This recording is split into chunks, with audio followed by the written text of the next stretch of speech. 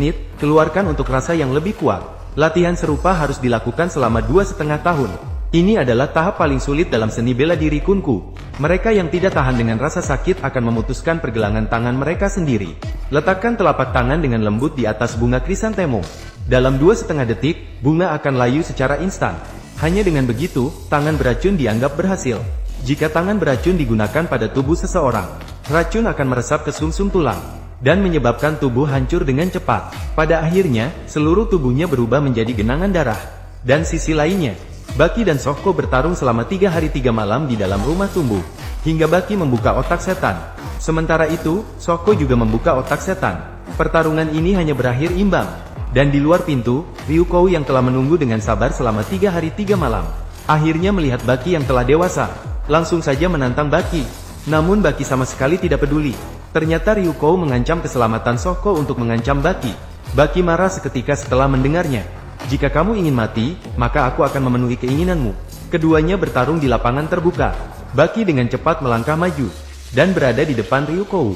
Sebelum Ryukou bisa bereaksi, kakinya langsung dipatahkan. Namun serangan Baki tidak berhenti. Sekali lagi, seorang pukulan berhasil menghancurkan gigi Liu Longguang. Baki yang telah dewasa sudah tidak sama seperti dulu. Hanya dalam 2 putaran, Liu Longguang sudah terjatuh. Namun, setelah bangkit, Liu Longguang berkata pada Baki, "Apakah kamu takut sakit, Baki?" Liu Longguang mulai menggoyangkan tubuhnya. 2 lengan seperti cambuk, lentur seperti air. 1 detik kemudian,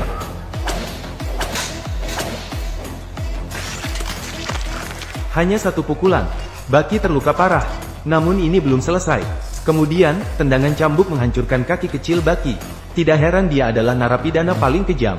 Dalam beberapa putaran saja, Baki sudah penuh luka. Namun tiba-tiba Baki teringat pada masa lalu. Ayahnya pernah mengajarkan teknik cambuk yang sama. Namun bagi Yujiro, itu hanya trik kecil yang digunakan oleh wanita dan anak-anak untuk bertahan. Itu hanyalah teknik pertahanan yang digunakan oleh wanita dan anak-anak. Namun tidak berarti dia tidak akan.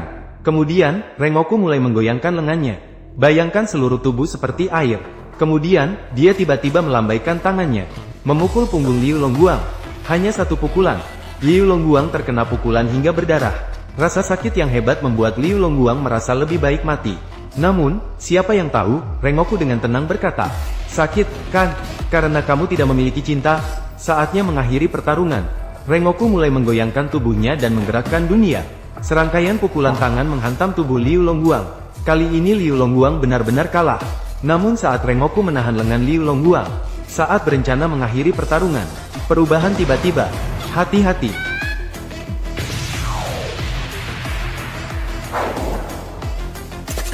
Tidak disangka kabur dari rumah sakit, Wesker tiba-tiba muncul di sini. Tanpa ragu, Mozi menyerang Rengoku. Yang membuatnya tidak terduga adalah, serangannya berhasil dihindari dengan mudah oleh Baki. Merasakan bahwa Baki tampaknya mengalami perubahan besar, Yujiro Hanma memutuskan untuk bekerja sama dengan Koso Shinogi untuk melawan 2 lawan sekaligus. Namun harus menghadapi 2 narapidana mati yang paling berbahaya sekaligus. Baki tidak merasa takut sama sekali, malah semakin bersemangat. Terlihat dia perlahan mendekati kedua lawan, dan mengancam akan menjatuhkan kedua lawan dalam 2,5 menit.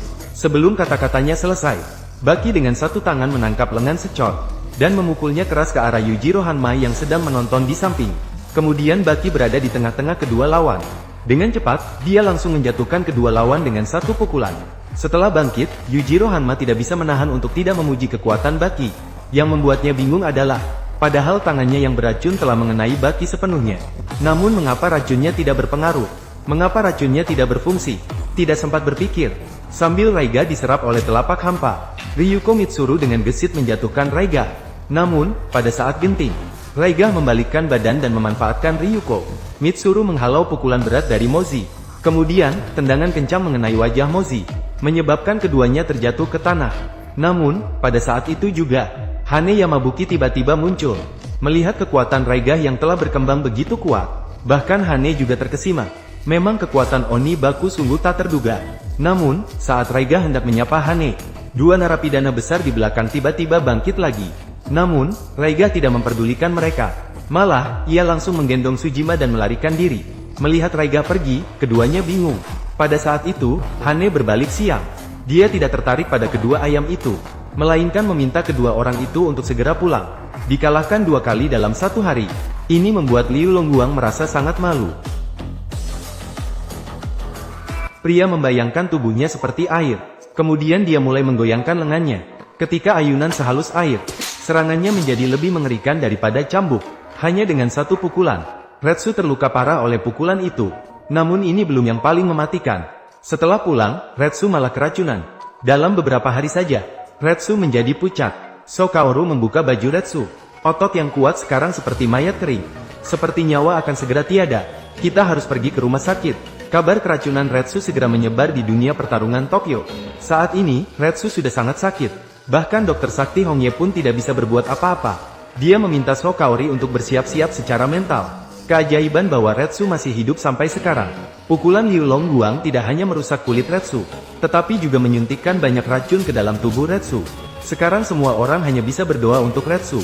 Tapi tak disangka, keesokan harinya Retsu melarikan diri dari rumah sakit dan kembali ke dojo tempat dia dibesarkan. Menghadapi pertanyaan Sokaori, Retsu hanya dengan tenang berkata, "Ini adalah pertarungan saya." Keesokan harinya, Retsu membawa Sokaori menemui teman lamanya, Ando. Ando segera melihat keanehan pada tubuh Retsu.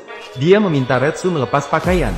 Setelah melihat tubuh Retsu terpengaruh racun, Ando berbalik dan mengambil 2 botol ramuan dari rak. Setelah serangkaian tindakan, ramuan detox berhasil disiapkan. Baki mengangkat mangkuk obat dan meminumnya sekaligus. Meskipun herbal tidak bisa menghilangkan racun kuat dalam tubuh Baki, namun juga membuat kondisi mentalnya jauh lebih baik. Pada saat-saat terakhir hidupnya, Baki hanya ingin menghabiskan waktu bersama Kozue. Namun saat Baki pikir dia sudah tak bisa diselamatkan, Raja Lautan menemukannya.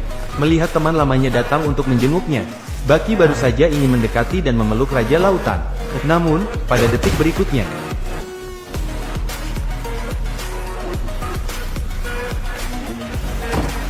Baki, Raja Lautan langsung memukul Baki hingga pingsan.